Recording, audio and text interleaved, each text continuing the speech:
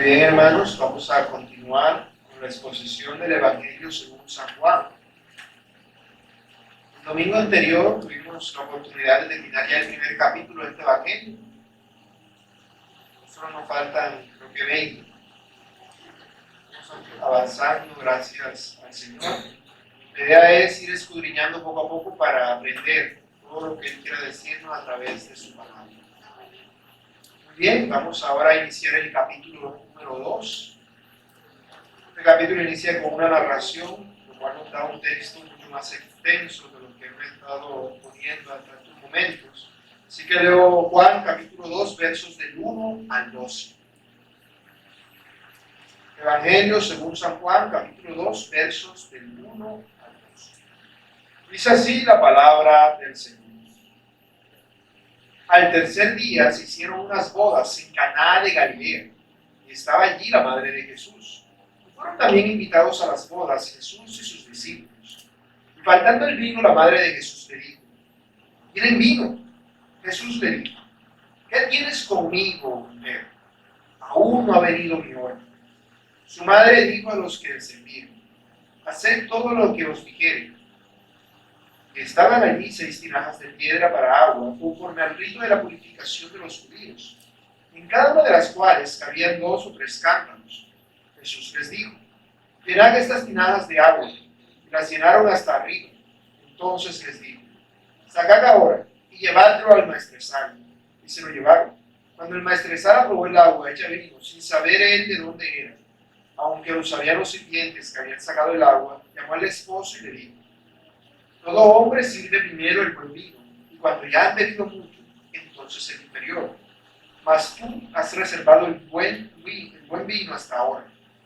Este principio de señales hizo Jesús en Caná de Galilea, y manifestó su gloria, y sus discípulos creyeron en él. Después de esto descendieron a Capernaum, él, su madre, sus hermanos y sus discípulos, y estuvieron allí no muchos días. Amén. Vamos a orar una vez más para pedirle al Señor que sea Él hablándonos y instruyéndonos a través de su santo nombre. Señor, te ruego que por favor en esta mañana se estoy instruyendo a tu iglesia por la exposición de tu palabra. Sé tú hablándole a tu pueblo, Padre. No tomes en cuenta mis pecados, ni los pecados de este pueblo, Señor, sino que seas tú, Padre amado, que estás aquí en este lugar en medio nuestro, hablándole a tu pueblo, edificando a tu iglesia, avivando la llama que tú le has dado, Espíritu Santo, a cada uno de mis hermanos, para que les sea iluminado el entendimiento, para que puedan entender, Señor, quién es Jesucristo y la necesidad que tenemos de Él, cada uno de nosotros. Que mis debilidades y mis pecados como ser humano no impidan que tu palabra pueda ser expuesta. Señor, ni tampoco ni los pecados de mis hermanos, tampoco la actitud pecaminosa de su corazón, las distracciones o cualquier otra cosa, sino que podamos todos nosotros deleitarnos y ser instruidos por tu santa palabra, la cual es nuestro alimento y nuestro sustento, la cual hemos venido a recibir de ti en esta mañana, Padre. Gracias te damos y a ti nos encomendamos en Cristo Jesús. Amén.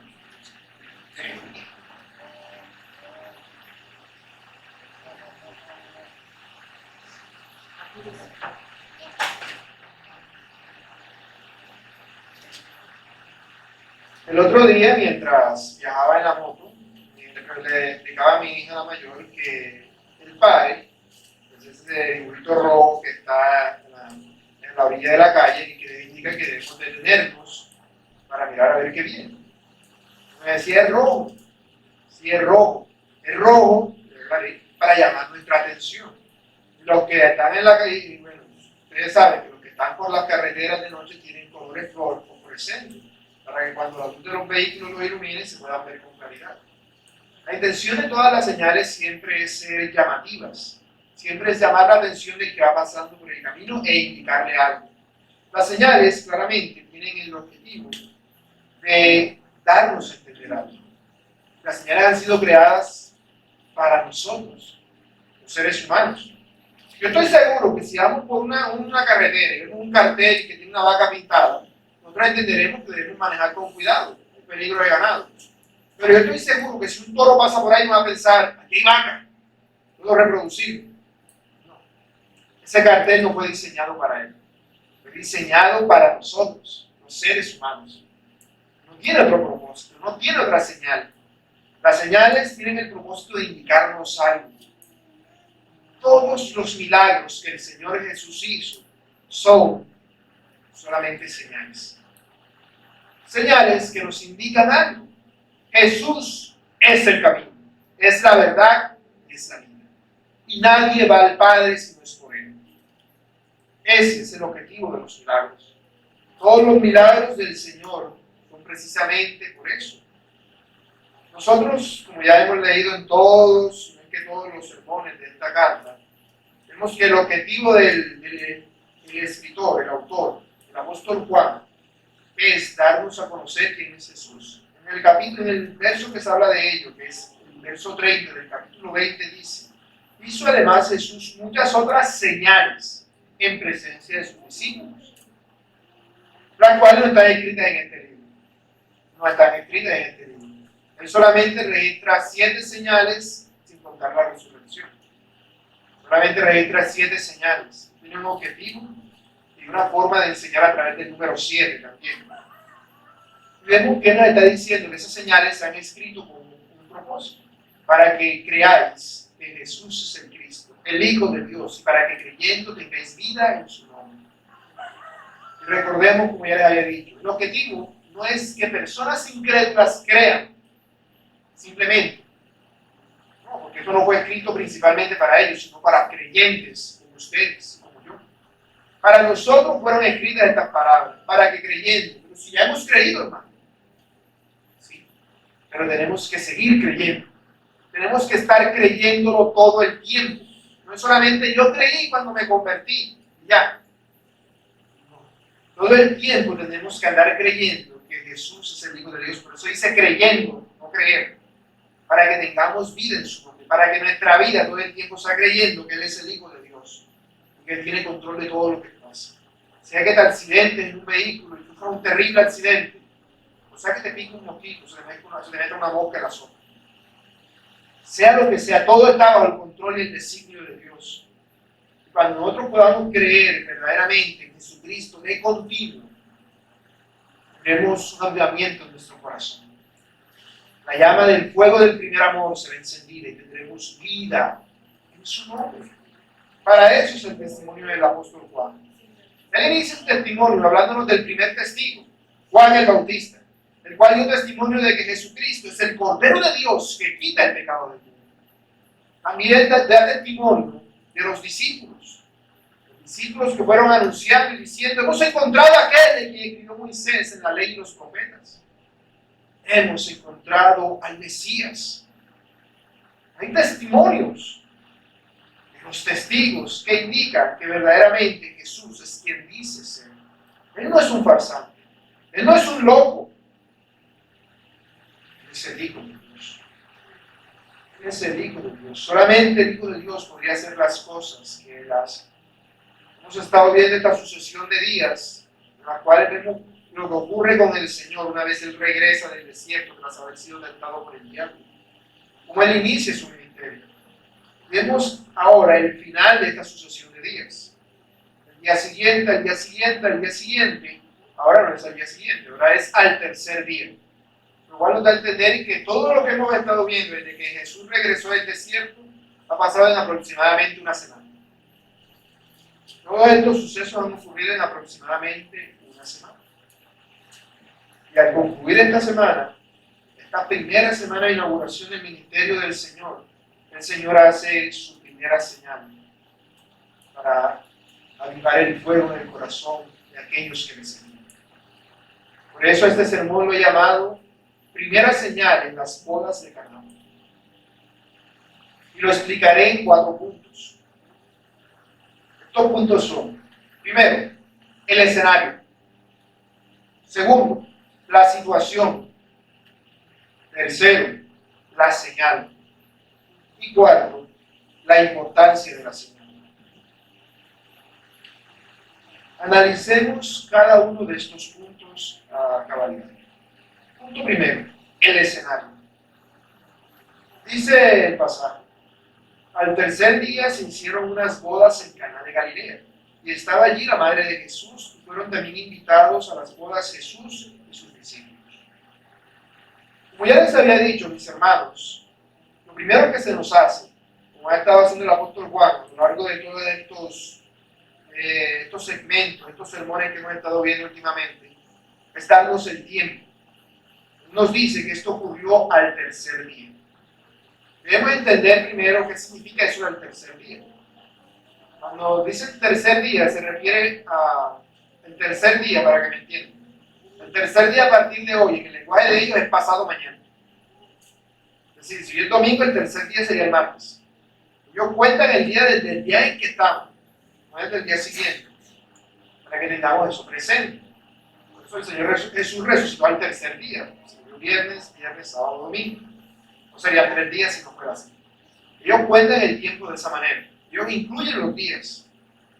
Hacen un lazo cerrado con eso, incluyendo los días en los que se encuentran, día inicial y día final. Y están diciendo que al tercer día, después de que el Señor se encontró con Felipe y Natanael, ocurre este suceso. Esta es la última vez en este momento que vemos esta explicación cronológica.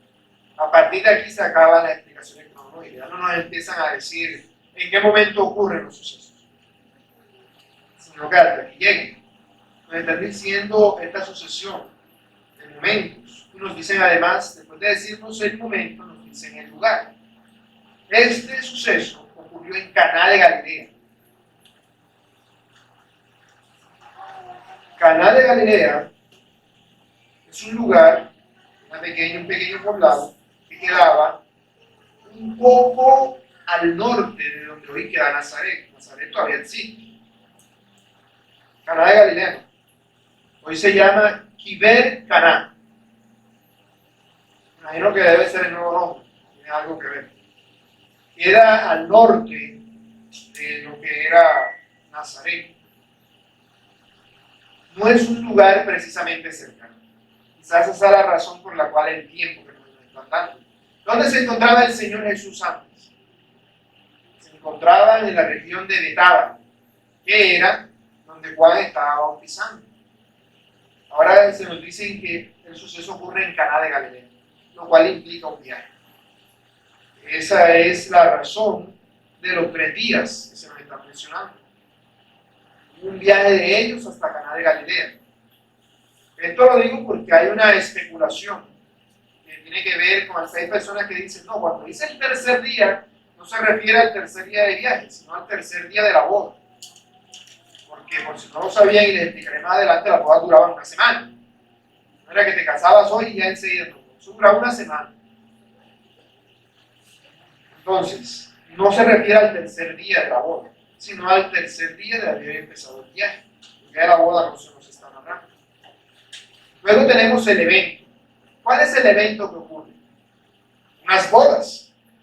Se nos mencionan unas bodas, las cuales debemos entenderlas en su contexto.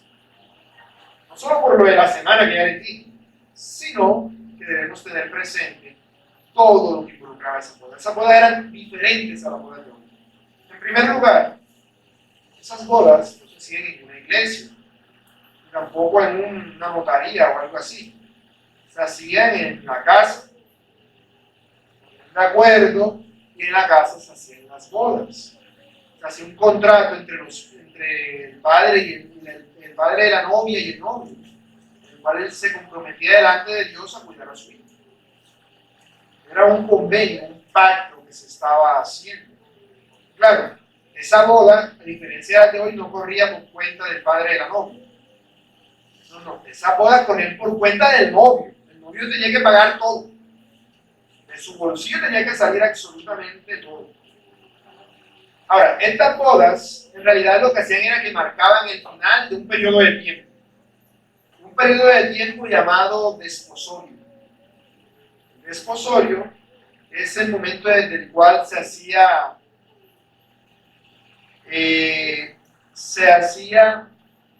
el matrimonio, por así decirlo, legalmente. Es decir, se llegaba al acuerdo y decía, bueno, yo me voy a casar, y le decía el novio al padre, yo me quiero casar con su hija. Ah, bueno, ¿para cuándo? No, para finales de año. Ah, bien. ese día va a ser la boda. Durante todo ese tiempo, el novio tenía que buscar la manera de cómo iba a ser él para poder hacer la fiesta y mantener a la muchacha. Tenía que buscar la dote. Si no la tenía, tenía que rebuscarse. El tiempo máximo podía ser un año. No podía durar más que eso. Por lo general duraba entre 6 meses a un año. Él tenía que buscar la manera, los recursos, si no los tenía, para el sustento de la novia. Así que él tenía que hacer todo este proceso. Durante este proceso, la novia quedaba, por así decirlo, apartada para el novio. Es decir, legalmente ya estaban casados. No tenían que consumar. Desde el mismo momento en el que se acordó de esposorio ya estaban casados. Ella no podía tener pretendientes, no, nada de eso. Quedaba totalmente apartada. No tenía derecho, no, ella tenía que esperar. Si se vencía el tiempo y se rompía, bueno, eso ya era otro asunto. Se cancelaba. Pero el matrimonio existía. Ya era un matrimonio como tal. Existía la unión. Para ellos era así. De hecho, el compromiso durante el periodo de tiempo solamente podía anularse durante el periodo de tiempo con un divorcio. Una carta de divorcio. El novio no era de que, bueno, ya yo no quiero casarme con su hija. No, ya tú lo ilusionaste. Ya tú dijiste que te ibas a casar con ella. Eso no es así tan fácil. Tienen que entregarle carta de divorcio firmada donde le indica el porqué, los motivos, las razones, todo, más la dote de todo lo que ya se ha hecho. Una dote correspondiente, porque ya es un compromiso legal. Eso no era que, bueno, se acabó esto y no es cierto. Eso no era así. Aún si no tenía el tiempo, él tenía que buscar la manera de resolver el asunto. No era algo legal, era un problema legal no hacerlo. De hecho, esta es la situación en la cual se encontraban José y María cuando María quedó embarazada. Se encontraba en estado de desposorio. Todavía no habían ocurrido las bodas. Entonces ella dice, un reconocido varón, todavía no se había casado con José, pero legalmente ya era su esposo. Si ella llegaba a tener relaciones sexuales con un hombre durante ese periodo, se consideraba adulterio y significaba que tenían que matarlo. Porque el adulterio se castigaba a piedra. Todo el pueblo a piedra empezaban a arrojarla y mataban a la mujer por este suceso. Este es el contexto de la forma en la que tuvieron la boda en ese tiempo. Claro, ellos no vivían juntos, ni tenían nada que ver, no era que estaban en noviazgo y bueno, voy a visitarla, tenemos el año, entonces cada mes voy a darle una visita, eso no la podía volver a ver hasta que fuera el día de la boda, hasta que iniciaran las bodas. No podían volverse a ver, no sabían, no tenían ningún tipo de contacto, por eso cuando la novia veía que venía el novio, ella mandaba a una comitiva, eso era una fiesta en el pueblo. Hasta preparaban vírgenes que se encargaban de recibir al novio cuando veían que ya venía. Si ya viene el novio, eso era una gran fiesta, era como el carnaval aquí.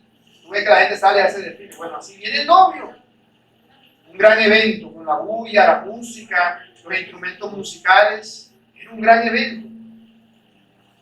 Entonces, era una ceremonia pública de la cual prácticamente todo el pueblo era testigo. Por eso es que hablamos de una boda de una semana y que el novio tenía que buscar la forma de pagar todo eso, porque era una fiesta para todo el pueblo. Ahora, entiendo que yo me imagino, eso no lo consulté, pero me imagino que en poblados más grandes, eso ya como que se reducía a barrios, o sea, a una cantidad más pequeña de personas. En Caná de Galilea, como en un pequeño poblado, no había inconveniente. Ese era el tipo de celebración que se hacía. Por eso es que no había notaría ni nada de eso, ya todo el mundo era testigo, él es el esposo de ella. Todo el mundo estuvo ahí, ¿cómo no, hombre? Si yo me acuerdo el día del matrimonio, ese día pasó de todo. Era un evento público. Ahora, algo que nos están diciendo era de que, ya entrando a lo que nos concierne, era de que María, la madre del Señor, estaba allí. Esta es la primera vez que se nos menciona a la madre del Señor. Vemos que Juan nunca se refiere a ella por su nombre, por nombre propio, él no lo hace. Ella estaba presente en la boda. Eso quiere decir, e indica, de que quienes estaban casando tenían que tener, obviamente, algún tipo de vínculo familiar con ella. Tienen que ser amigos, familias, conocidos, porque si no, no explicaría ella por qué tendría que tenerlo pendiente a lo del vino y eso. Es probable que fuese algún familiar de Jesús y María que se estaban casando, o la que se estaba casando. Era él o ella, por parte de quién. Lo más lógico es que sea por parte del novio, porque el novio es el que se encargaba de todo el evento. y la familia del novio era la que le correspondía ayudar. Era la que le correspondía ayudar. Así que aquí vemos a María, bueno, la madre del Señor, pendiente al problema de que había falta de vino y que ella estaba buscando la manera de solucionarlo. Notemos que se nos dice, María estaba allí y Jesús y sus discípulos fueron invitados. Ellos no estaban allí. Ellos no tenían por qué estar preparando, ellos eran invitados. Los invitados no hacían eso. Si María estaba allí y estaba tentado del vino, nos da a entender que ella tenía que ver algo con todo el suceso. Algo tenía que ver. Y como un paréntesis, cabe recalcar la ausencia de José en todo este asunto. José, el esposo de María. ¿Dónde está? Porque si ella es una mujer, lo más lógico es que su esposo sea el que se nos mencione por parte del que está pendiente de este tipo de situaciones. Pero esto no ocurre. A José, la última vez que se le menciona cronológicamente en la vida de Jesús, ocurre en Lucas 2:41, cuando se nos dice que el Señor es un niño de 12 años y se pierde en el templo. ¿Han leído ese pasaje? Cuando ocurre la crucifixión, en este mismo evangelio, en el capítulo 19, versículo 26, el Señor encomienda a su madre, a su discípulo, el autor, Juan. El Señor te encomienda a ti, mi madre. Quiere decir que para ese entonces José no estaba vivo. No habría otra explicación de por qué le encomendaría a su madre a otra persona. Es algo que el esposo ya no estuviera, para que no tuviera el cuidado de él. Así que ahora, en el tiempo de la crucifixión, José estaba muerto. Y es muy probable también entonces que para este tiempo también hubiese muerto. No es seguro. No puedo afirmar, no, cuando ocurrió la boda de Caná ya José estaba muerto. Pero parece ser lo más probable. Probable es que José también hubiese muerto para ese entonces, para este entonces. Hay quienes hasta lo relacionan y dicen, Jesús empezó su ministerio porque José murió, pero la Biblia no dice nada de eso. Eso solamente aparece en evangelios gnósticos y no podemos afirmarlo. Puede que tenga algo de verdad, pero no es algo que la Biblia nos enseña y nos enseña. Ahora, no se nos dice cómo Jesús y sus discípulos recibieron la invitación. No se nos dice. Así que no podemos tampoco saberlo. Lo que algunos infieren es que, como Natanael era de Caná, Natanael fue el que le entregó la invitación, pero eso tampoco tiene ningún tipo de fundamento bíblico de que sea esto, porque Natanael ni siquiera sabía quién era Jesús. El punto es que Jesús y sus discípulos recibieron la invitación. Ellos asistieron a la boda. Eso nos da a entender algo más acerca del Señor. El Señor está de acuerdo con las bodas. Eso es totalmente diferente a lo que hacía Juan el Bautista. Juan el Bautista fue a aislarse en un desierto. A Juan el Bautista tú no lo ibas a ver en una boda. Jamás, si se estuviera casando, quien se estuviera casando. Eso era completamente diferente a lo que él estaba haciendo. Jesús está haciendo algo totalmente diferente. Y al hacer esto, él está participando, está aprobando la unión entre un hombre y una mujer delante de Dios. Está diciendo, esto es algo bueno y agradable delante de Dios. Por eso estoy participando de esto. Porque yo les aseguro que si Jesús hubiese dicho, no, que se va a casar tu primo que ahora es gay con el otro. No va. Pero aquí vemos que él va. No solamente porque sea un hombre y una mujer, sino porque el simple hecho de ir quiere decir que él está aprobando lo que está ocurriendo. Él está de acuerdo. Así que vemos cómo es que todos estos sucesos están ocurriendo y cómo el Señor, a diferencia de Juan el Bautista, que era un solitario aislado en el desierto, era alguien más social, enviado a mezclarse con el pueblo y a ministrarlos a ellos en sus actividades cotidianas. Algo totalmente diferente a lo que hacía Juan el Bautista. Porque a Dios le interesa lo que tú haces todos los días. A Dios le interesan tus actividades cotidianas. Sea que vayas a un matrimonio, o sea que simplemente estés cepillando de los dientes. Todo eso está bajo el dominio y el control de Dios. Así que tengamos presente eso. Segundo punto a considerar: la situación. Dice, y faltando el vino, La madre de Jesús le dijo, ¿quieren vino? Jesús le dijo, ¿qué tienes conmigo, mujer? Aún no ha venido mi hora. Su madre dijo a los que servían, haced todo lo que os dijere.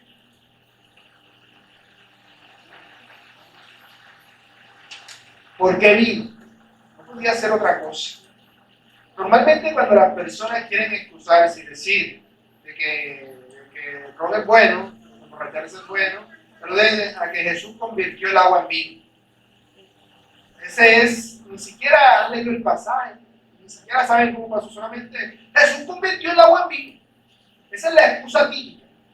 Las personas ni siquiera se han visto, es que ni las películas habrán visto mucho. Porque mucho lo que te dicen cuando te hablan de Jesús, te hablan son de películas, de vainas que se ven en Semana Santa. Muchos no leen la Biblia, no entienden nada de lo que allí se menciona. Pero este es uno de esos pasajes claves para ellos. Así que la pregunta básica es, ¿por qué vino? Bueno, el vino era una bebida apropiada para ese ambiente, una bebida básica, parte de todo lo que allí se hacía, por una simple y llana razón. El clima era el adecuado para eso. Allá no había refrigeración. Y tampoco había muchos alimentos, muchas frutas a las cuales pudieran extraerles jugo. Ahora en esa zona podemos hablar que hay muchos cítricos, pero en ese tiempo no era así. Ahora porque la tecnología ha avanzado y pueden hacer eso, pero en ese tiempo habían diferentes tipos de frutas, pero muy pocas podían utilizarse. De tal manera que normalmente si tú querías beber algo, bebías o agua o vino. ¿El vino emborrachaba? Es una pregunta que siempre hacen. De hecho, muchos carismáticos afirman que ese vino que Jesús hizo era un vino que no emborrachaba porque era un vino especial, que no sé qué. La Biblia no da ningún indicio de eso. El vino emborrachaba, sí, claro. Era vino. Sí emborrachaba. Ahora, Jesús no lo causó, no lo creó para esa situación y con ese propósito. De hecho, aunque el vino emborrachaba, no se usaba para tal fin. A los borrachos se les llamaba dados al vino. Uno de los requisitos del que va a ser pastor. No debe ser dado a mucho vino. No que el vino fuera malo, sino que no fuera dado a mucho vino, porque se emborrachaba. Los hombres que eran dados al vino eran personas que eran muy mal vistos en toda la sociedad. Hasta amanecían en sus borracheras de vino. Y digo vino como bebida suave. Porque ellos no era que se emborrachaban, los borrachos de ese tiempo no era que se emborrachaban con vino. Normalmente se emborrachaban con sidra o mezclando un montón de cosas allí que ellos utilizaban para hacer bebidas más fuertes. Así que el vino no era una sustancia precisamente para eso. De hecho, el vino cumplía una razón además medicinal. El vino purificaba. El agua de ese tiempo no es que fuese precisamente salubre. El agua de ese tiempo, si tú la bebieras, dejaras en el tiempo y bebieras agua de esa normal, te da algo enseguida. Automáticamente. Esa agua era totalmente insalubre. Sino que las personas estaban acostumbradas al agua y a todos los síntomas que tenían, y tampoco es que dieran tanto como les daría a uno. Pero sí tenían sus inconvenientes. Entonces, algo que hacían las personas que tenían acceso económico al vino era que mezclaban agua con vino. Tenían una tinajera, un recipiente de agua, le echaban una octava parte de vino para que el agua quedara purificada. Y así el agua era mucho más fácil de digerir para el organismo. Eso es lo que Pablo le recomienda a Timoteo que haga. Mezcle agua con vino para que el agua no le haga tanto daño. Imagínate, con problemas de estómago y tomando esa agua, terrible. Terrible que pueda salir de tu casa ese agua. Terrible. Entonces vemos que la Biblia no respalda el uso del vino para emborracharse. El vino tenía más bien el propósito de ser una bebida refrescante y que además fuera medicinal para las personas. En la Biblia siempre encontramos eso. Y a lo largo de las Escrituras vemos los dos aspectos. Por ejemplo, hay salmos y proverbios en los cuales se nos muestra el vino como algo bueno. Bueno en el sentido de que tiene ciertos beneficios para las personas. Pero por muchas otras más partes de la Escritura se nos presenta la embriaguez con algo malo. De manera que el problema no era el vino, el problema era emborracharse. Que allí el dinero.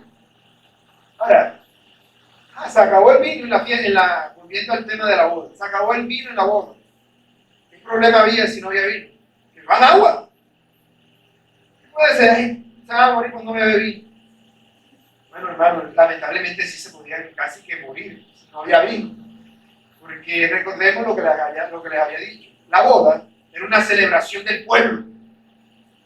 Pero no, que la fiesta, como decir, las fiestas patronales de no sé qué, bueno, las fiestas del matrimonio de Jorge con Cindy, por decir algo. Era una fiesta. Y en plena fiesta, ¿qué pasó? Se acabó el vino. Una catástrofe. Una catástrofe terrible. Eso podría llevar a que la pareja quedase estigmatizada de todo. Todo el tiempo, siempre que las personas, ¿te acuerdas de la vez que se acabó el vino en la boda de no sé quién con no sé quién? Toda la vida. Eso iba a ser un suceso histórico. Todo el mundo hacía hasta lo imposible por mantener todo esto. Y donde les llegasen a quedar sin vino, las personas podían inclusive recibir una demanda legal por los invitados. Porque yo hice un viaje desde quién sabe dónde, a pie, en camello, aguantando sol y noche con frío. Venía esta boda y ahora me dicen que se acabó la boda porque no hay vino. Es un problema bien grande. Eso era un problema bien grande donde se acabara el vino. No era cualquier cosa. Un problema terrible. Así que era una preocupación imperante para los organizadores de la boda, si algo así pasaba. El novio prácticamente quedaría endeudado de por vida. Con muchas personas. Así que no podía darse el lujo de quedar mal. De tal manera que debemos ver esto dentro de todo su contexto. Jesús está haciendo una señal, pero Jesús también muestra preocupación por las personas y por sus problemas. Me da risa, ¿no? Una demanda legal, sí, pero una demanda legal es algo serio, un problema.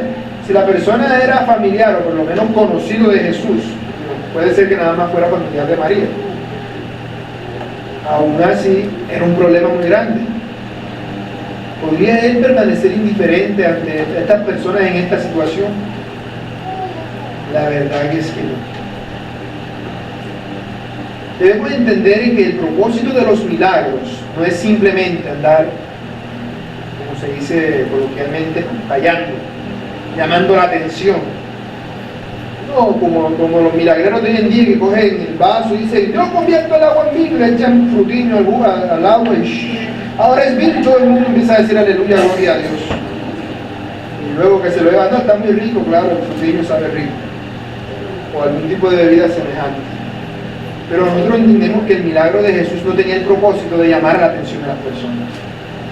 Nunca vemos a Jesús haciendo eso. Fue lo que el diablo le dijo, tírate. Porque él mandará a sus ángeles que te guarden. Imagínate a Jesús tirándose del templo y que aparecieran unos ángeles y lo agarraran para que no se cayera cuando va cayendo. Y las personas ahí reunidas, ¿qué dirían? El Dios que vino. Enseguida todo el mundo iba a creer todo lo que le dijeron. Pero no iba a creer de corazón. Iba a creer de una forma superficial. No iba a creer con una entrega total. Su fe no iba a ser genuina. Ese tipo de demostración de poder fue lo que Dios hizo en el Éxodo con los israelitas. Y los israelitas vieron hasta que llovía pan del cielo. Y Dios tuvo que dejarlos que se murieran en el desierto porque no creían. Así que eso no iba a hacer que en realidad las personas creyeran. Y Jesús no andaba haciendo eso. Jesús no andaba demostrándole a nadie quién era Él. No tenía necesidad de eso. No, las señales no tenían, los milagros que él hacía no tenían el propósito de llamar la atención de la gente, sino en varios aspectos. Uno que veremos más adelante, uno que vemos aquí, es el de suplir las necesidades específicas de las personas. Él hacía milagros para ayudar a las personas. Por eso vemos que nosotros leemos que él daba vista a los ciegos, abría los oídos de los sordos, liberaba a los que estaban endemoniados, alimentaba a los que tenían hambre, o calmaba las tempestades que preocupaban a todos. Por eso lo vemos aquí proveyendo alimento y vino para esta boda.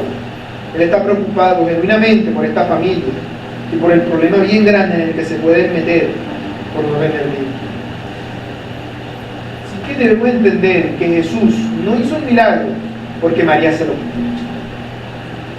Porque nada en la Biblia nos está dando a entender. Jesús nunca hace el milagro porque se ha obligado por razones externas a sí mismo. Ella tiene la motivación de hacerlo. Entonces, al considerar a la madre del Señor, vemos que ella se acerca a su hijo y le dice: no tienen vino. Esto podría tener dos significados o razones.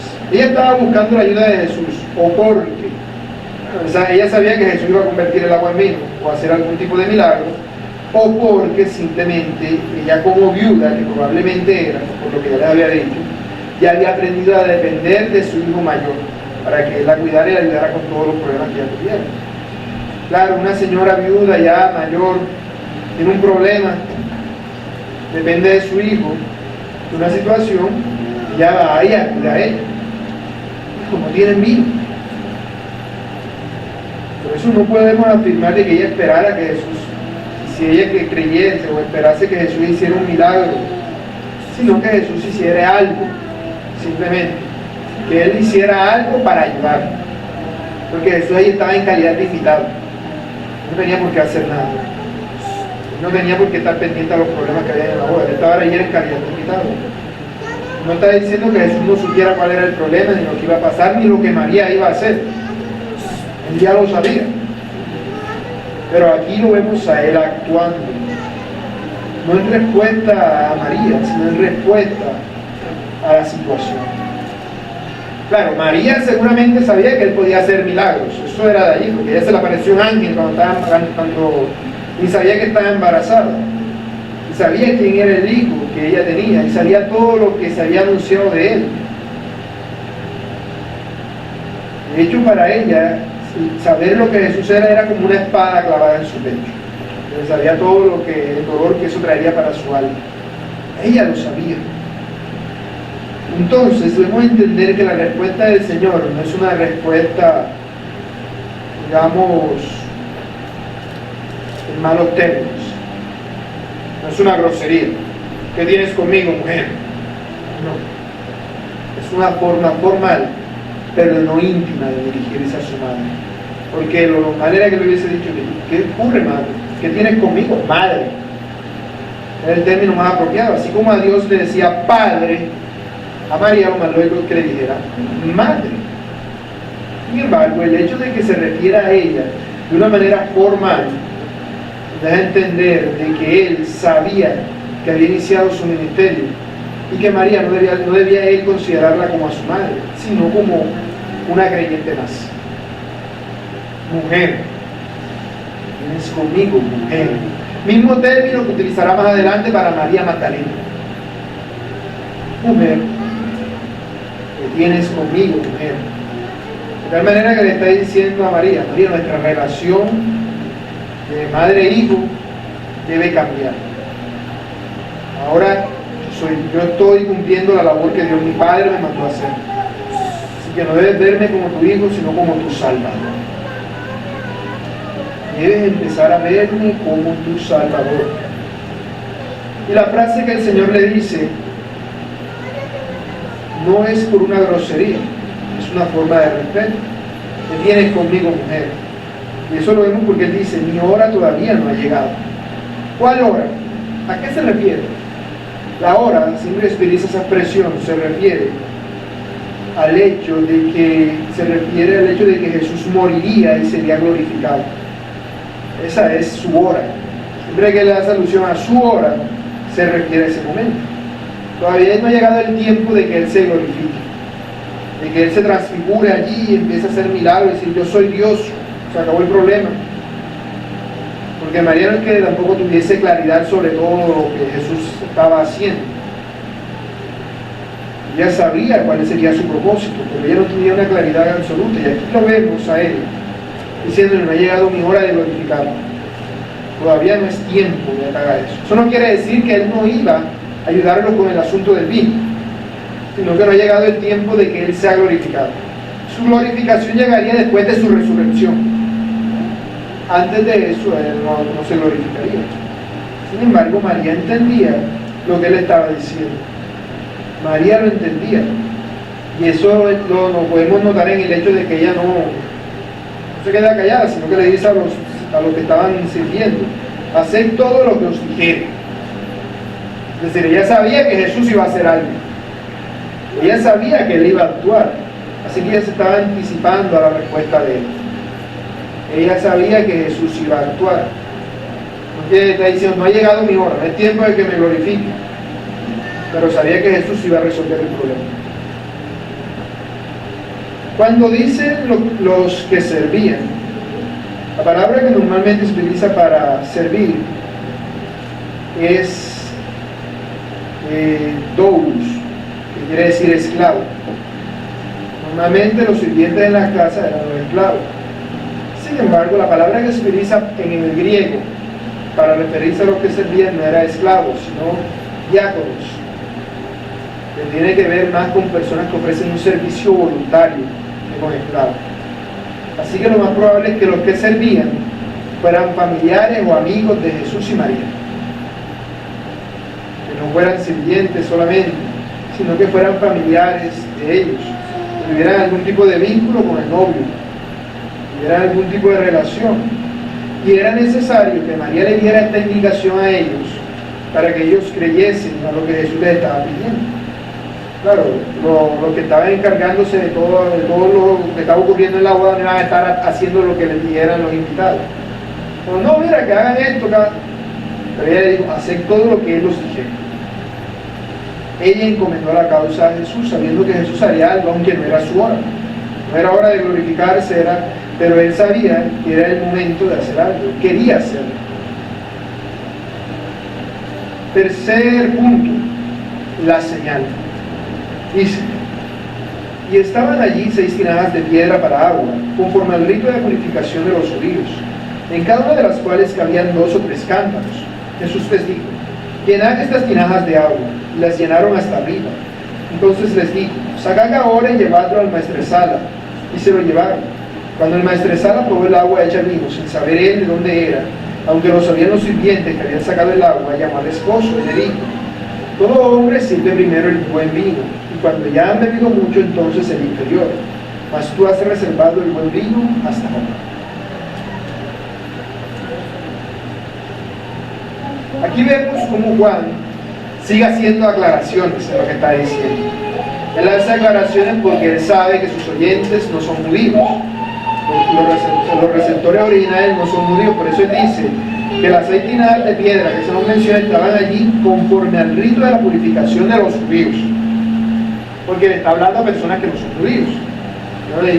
Una persona no judía preguntaría: ¿qué tinajas de purificación, tinajas de agua allí? ¿Por qué? Porque los judíos las necesitan para sus ritos de purificación. Estos ritos obviamente eran algo necesario. Estos ritos se hacían en tinajas de barro, de piedra, perdón. Se hacían en tinajas de piedra, no se hacían en tinajas de barro, precisamente porque eran para purificación. Las tinajas de barro tendían a contaminarse, mientras que las de piedra no. En una tinaja cabían entre 2 o 3 cántaros de agua. Esa cantidad de agua no se necesitaba solamente para lavar los pies de los invitados o para purificarse antes de comer, sino que además con eso tenían que lavar los utensilios, con lo que se hacían los alimentos y aún para la comida que se estaba haciendo, se necesitaban agua. Toda esa agua venía de esas tinajas. No pensemos que era una tinaja, no, era una tinaja. A nosotros podría ser un tanque de esos de agua, que bueno, era una tinaja, eso no era cualquier agua. Eran 7 días de boda, necesitaban mucha agua, claro. Había que conseguir el agua después, pero era mucho más fácil conseguir agua que vino. El agua no era tanto problema. Entonces, vemos que María no había depositado mal su fe al decirle a los sirvientes o a los ayudantes que hicieran lo que Jesús les estaba diciendo. Él actuó. Así que, obedeciendo las palabras del Señor, ellos llenaron las tinajas, fueron recargándolas a tope. Ellos llenaron las tinajas, dice, Jesús dijo: llenad estas tinajas de agua, y llenaron hasta arriba, es decir, al tope. ¿Por qué? porque esto lo hacían ellos por costumbre. Pero además de eso, el punto es que lo estaba, al permitir esto y al especificar este hecho, Juan me está diciendo que al agua no se le añadió nada. Mira, que Jesús les dijo, bueno, aquí está este frutiño, cuando te echan el agua le echan un poquito de frutiño ahí para... No. Le dijo, llenen el agua hasta arriba. Simplemente era echar el agua en el recipiente y ya. Era todo lo que había que hacer. Jesús al hacer eso está demostrando su gracia. Está demostrando su gracia. Porque no solamente está sacando al novio o a la novia de una situación embarazosa, al novio a la novia de una situación embarazosa, sino que además le está dando un gran regalo de bodas. Tinajas de vino, muchísimo vino, algo muy caro. Probablemente ese vino no se alcanzarían a tomar todos.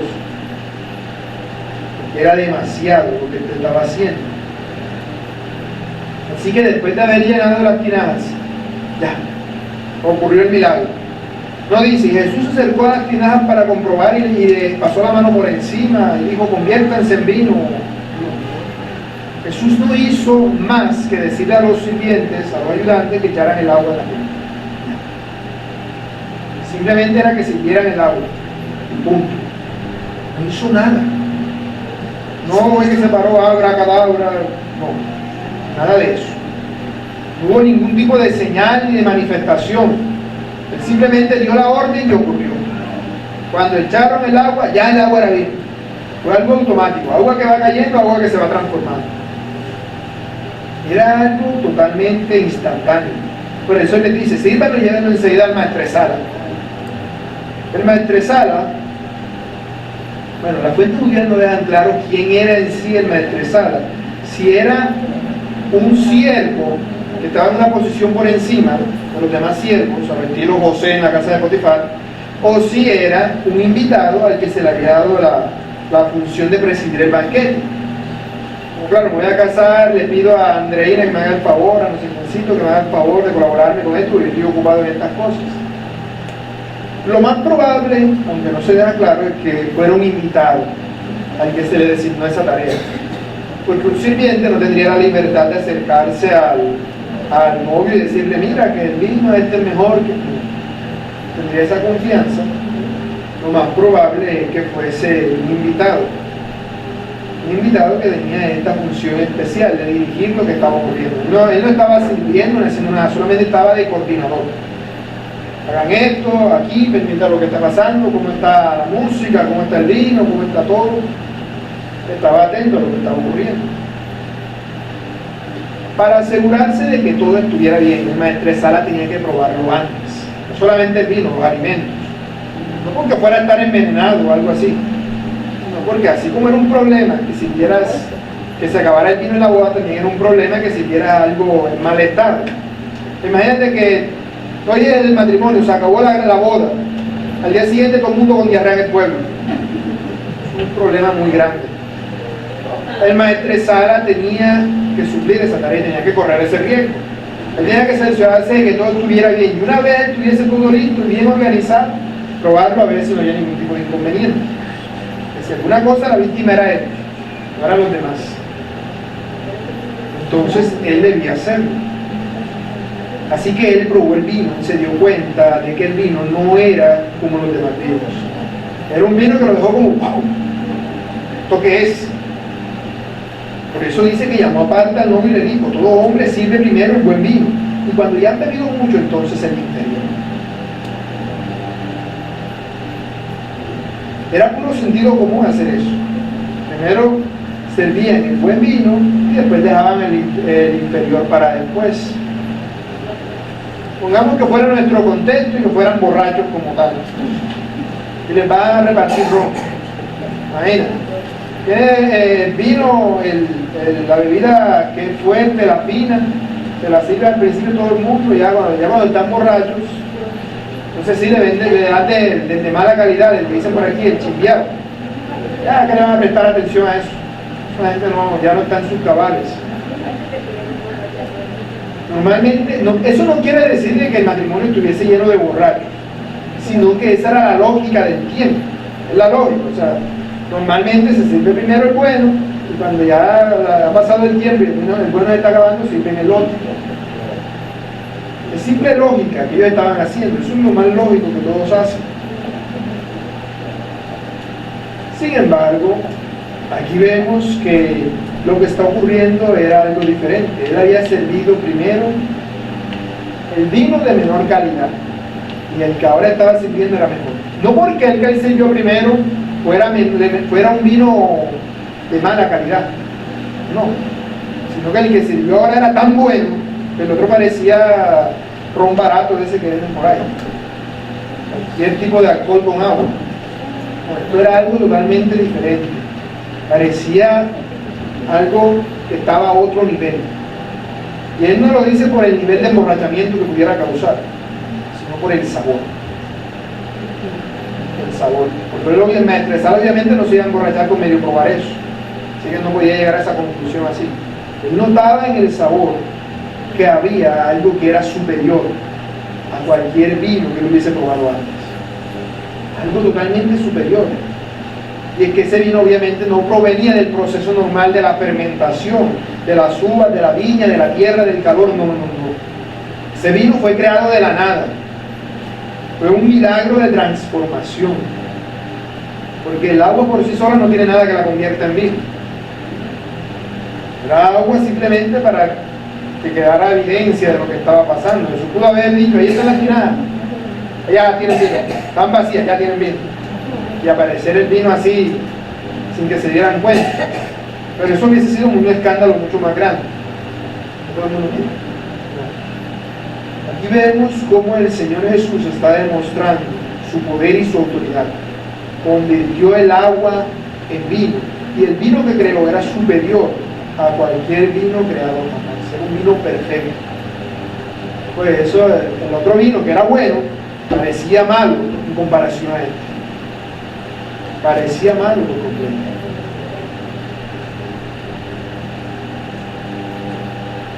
Y claro, entendiendo el asunto de los borrachos que les estaba comentando, si hubiese alguna persona dada al vino en la boda, al probar este vino nuevo, ya no se iba a emborrachar porque ya estaría borracho. Ya llevaría tiempo, como dado el vino, haciendo. El vino tenía más bien la función de ser esa bebida que acompañaba a los alimentos. Y claro, no es que iban a servir Coca-Cola o algo así. Era agua o era vino. Y de tener una bebida decente. No es que quisieras hacer algún tipo de sidra rara por ahí. Era agua o era vino. Así que el vino en sí mismo, no podemos decir, no, que también afirman algunos incrédulos, que muchas personas se emborracharon en esa boda con ese vino.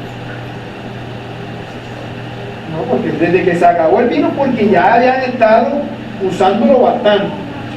Si había algún borracho entre todo eso, ya tenía que estar borracho.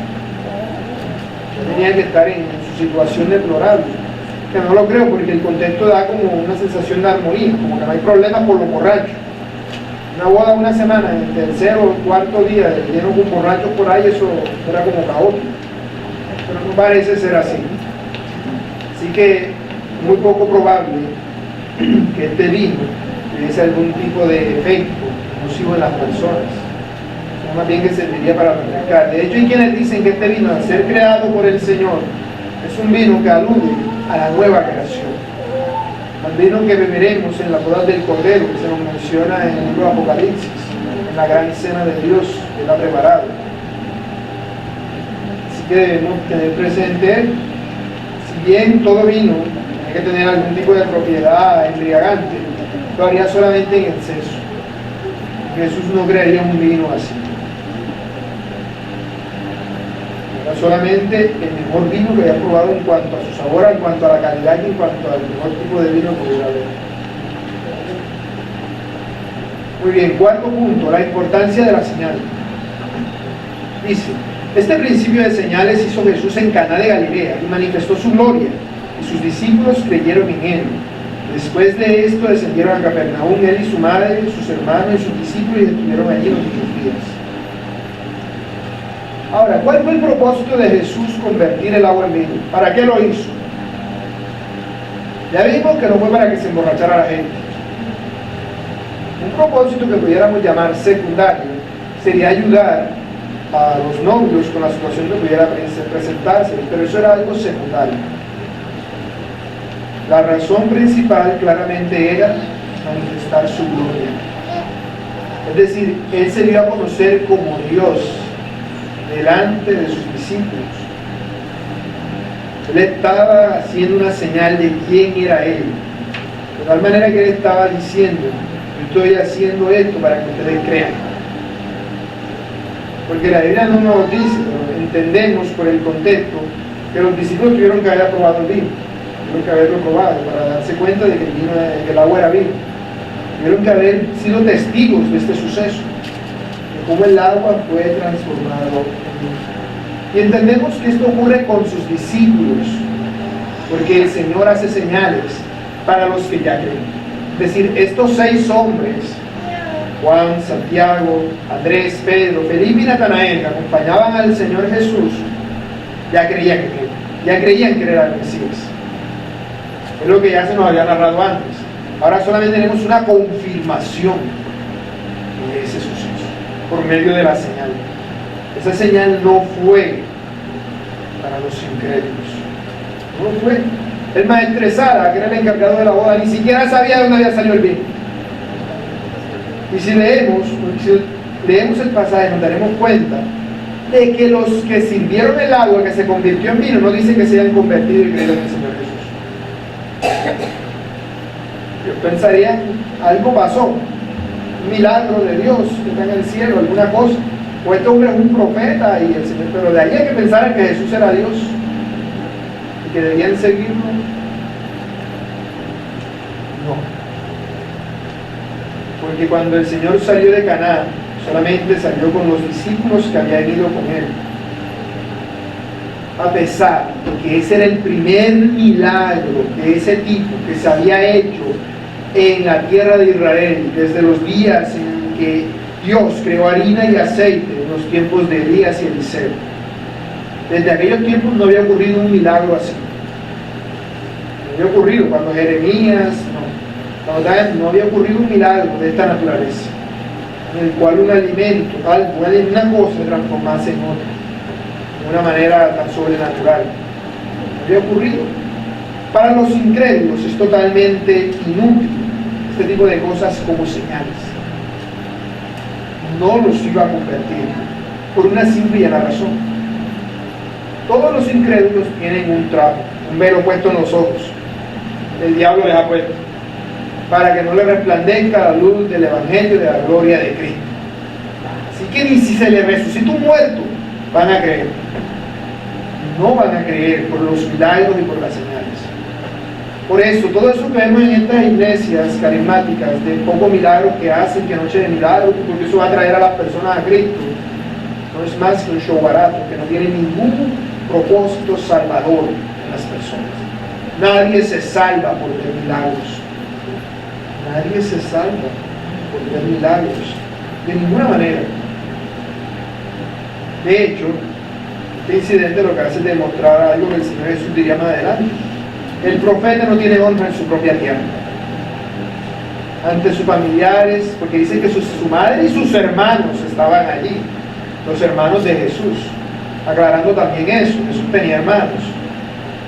Cuando lleguemos al capítulo 7 profundizaremos acerca de ellos.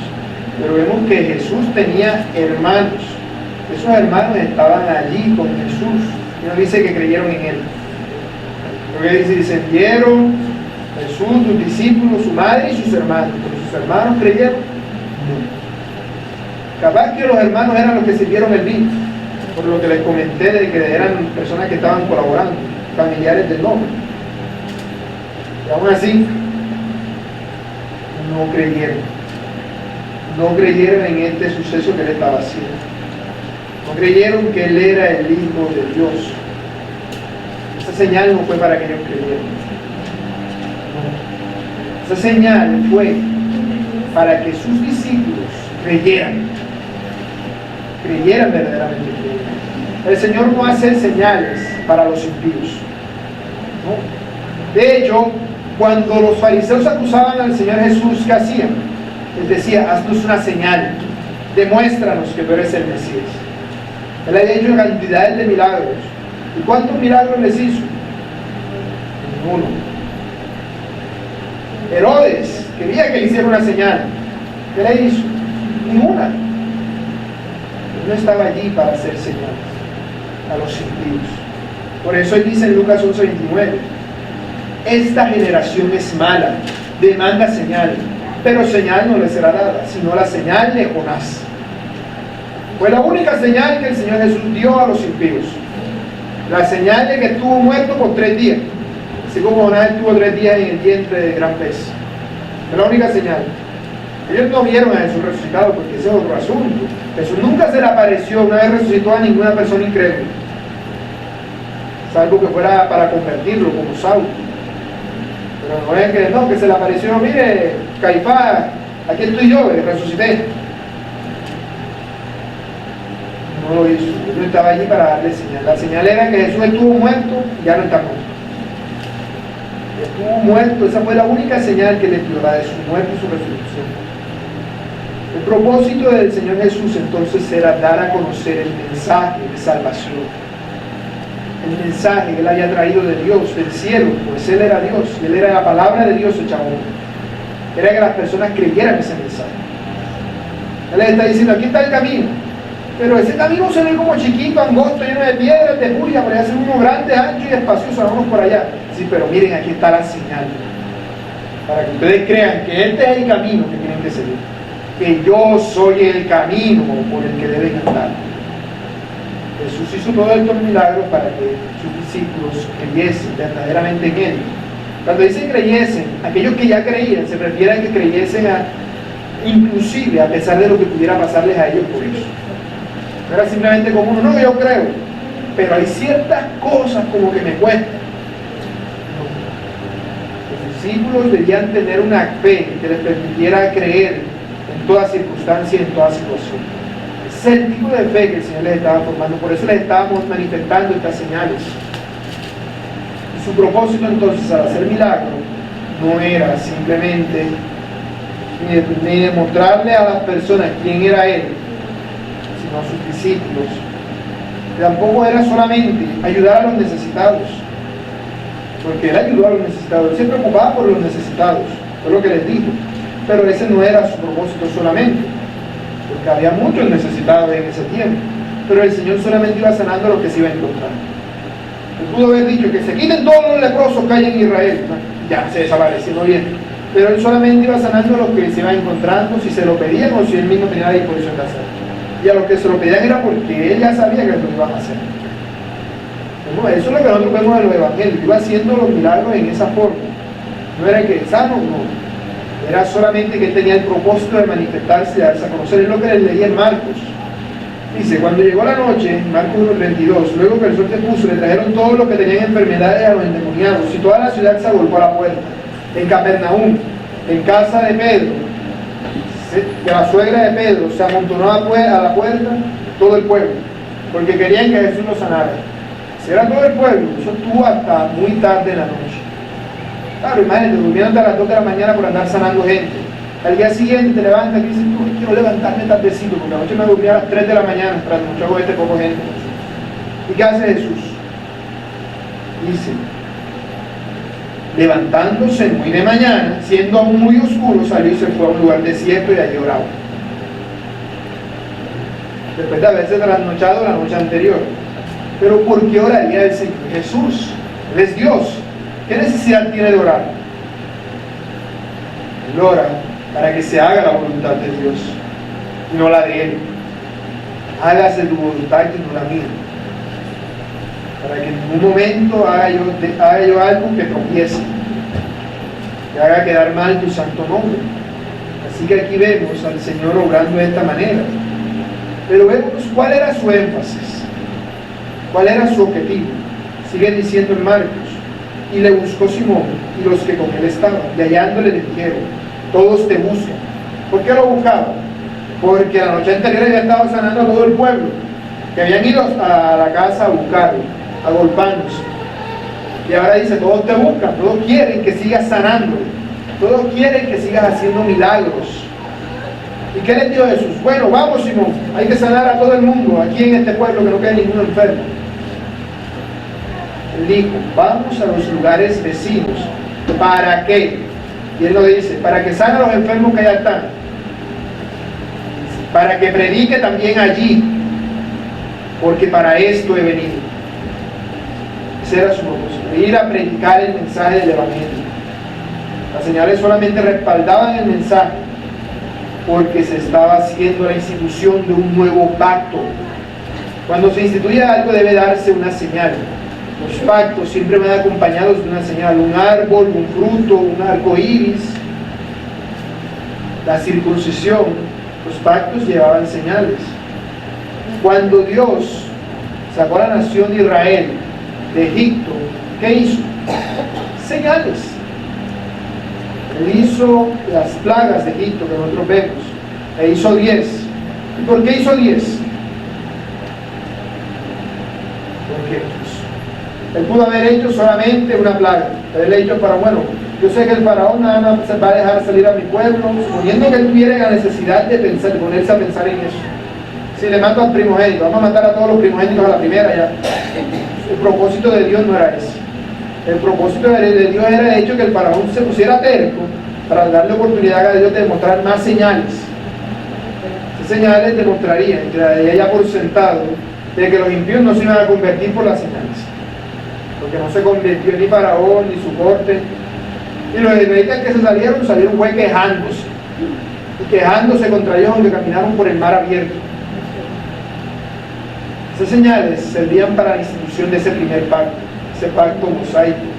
Por eso es que vemos que en ese periodo ocurrieron todo ese poco de milagros juntos, y luego parece como si los milagros cesaran y como que nada más fueran esporádicos, hasta que llega Jesús y empieza la iglesia. Cuando empieza la iglesia, los milagros empiezan a ocurrir. Jesús y sus discípulos hacen milagros. ¿Por qué? Porque sirven como señal de que un pueblo está saliendo de otro pueblo del cual está esclavo. La iglesia. Los verdaderos israelitas salen de la falsa nación de Israel. Todo eso no es más que un símbolo de un cambio, de un pacto por el otro. De allí que el agua venga a representar, según muchos comentaristas, el antiguo pacto. Moisés fue salvado de las aguas, llevó al pueblo en medio de las aguas. Y Jesús convirtió el agua en vino. En vino, que sería un anticipo de una nueva creación, en el cual todo sería nuevo. Allí que le hicieron vino nuevo. Ese vino sería como la primera probadita de un cielo nuevo y de una tierra nueva que Él vendría a hacer y crear en este mundo. Así que vemos que estas señales fueron escritas precisamente para que nosotros creamos y creyendo tengamos vida en su nombre, es lo que dice el autor. Hizo además Jesús muchas otras señales en presencia de sus discípulos, las cuales no están escritas en este libro, pero estas se han escrito, incluyendo la del agua en vino, para que creáis que Jesús es el Cristo, el Hijo de Dios, para que creyendo tengáis vida en su nombre. Aplicaciones. Para terminar, diré unas cortas aplicaciones, mis hermanos.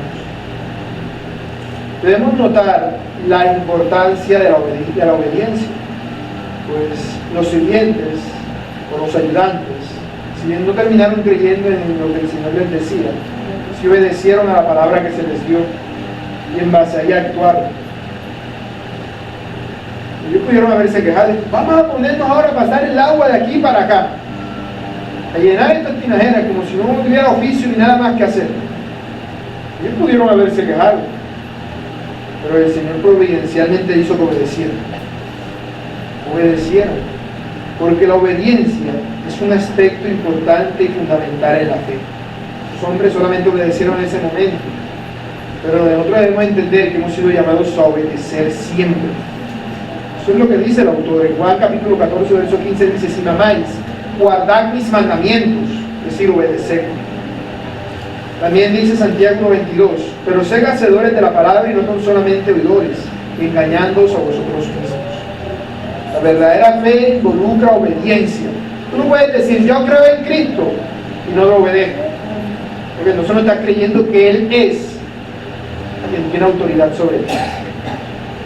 No lo estás creyendo. Y eso es lo que debes creer. Cuando dice que creas que Él es el Hijo de Dios, quiere decir que creas que Él es tu amo, que Él es tu dueño, que Él es tu Señor y que tú estás llamado a obedecerlo. Para que creyéndolo lo obedezcas de manera voluntaria.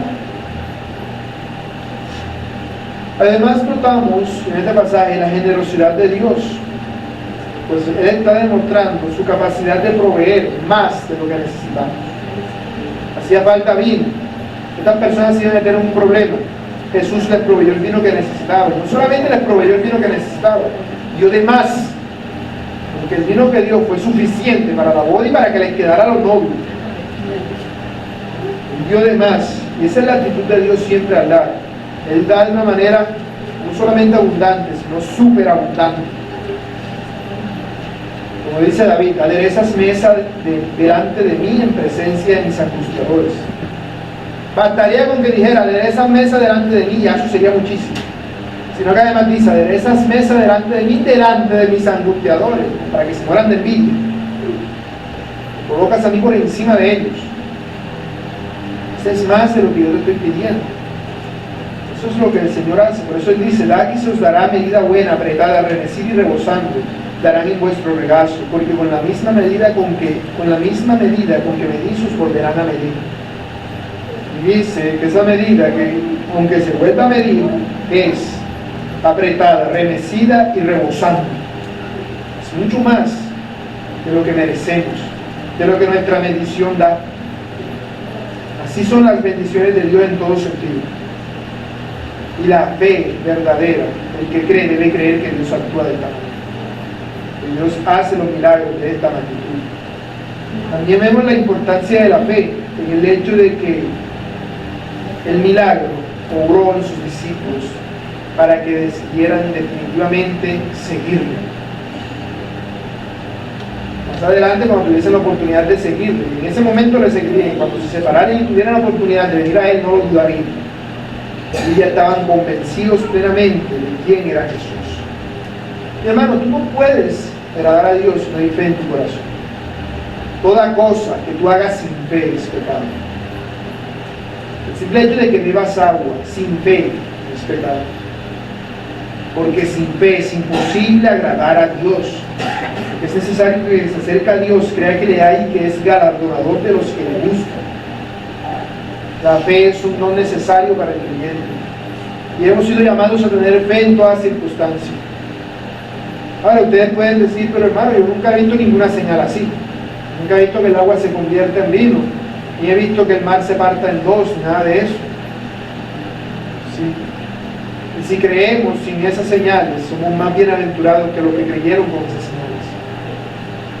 Porque no tuvimos necesidad de ellas. Y a pesar de eso, el Señor se compadece y sí nos da señales.